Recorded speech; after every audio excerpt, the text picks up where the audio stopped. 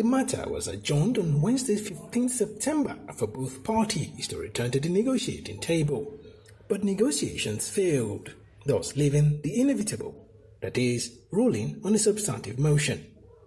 In his ruling, Justice Bashar Alkali Friday said the human losses as the effect of the doctor's absence from hospitals nationwide is staggering due to the COVID-19 pandemic.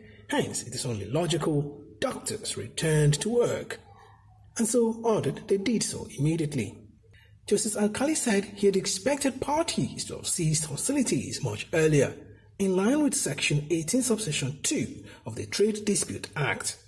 He urged government and resident doctors to return to the negotiation table to address the long-standing dispute between them. Counsels of both parties reacted to the court ruling. The court, in its ruling, agreed with us on the issues canvassed and specifically made an order restraining defendants from continuing with the strike and also compelling them to go back to work.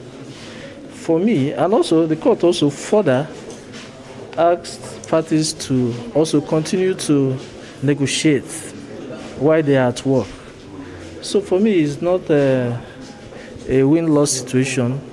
It's rather a win-win situation, both for the parties and both for the country. No lawyer would say disobey court order, but the law also provides for appeal against the order, which our client would consider. And within that context, the legal battle would continue. Attempts for out-of-court settlement had failed as both parties alleged each changed the terms of settlement at a crucial stage.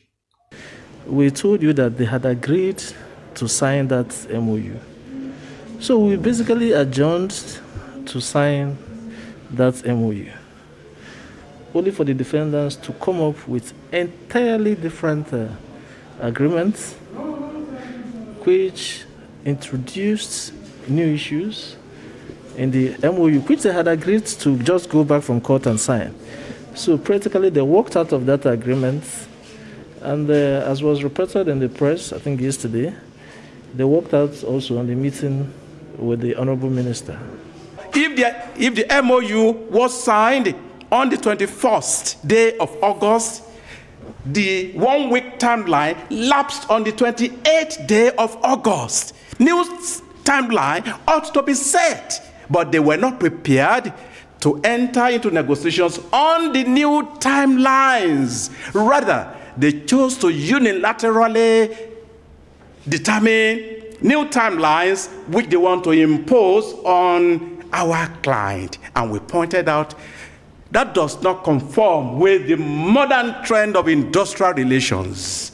Modern trend of industrial relations and the law of this country support collective bargaining. At this point, the matter will now move from a vacation court to regular one for the next phase of the legal dispute.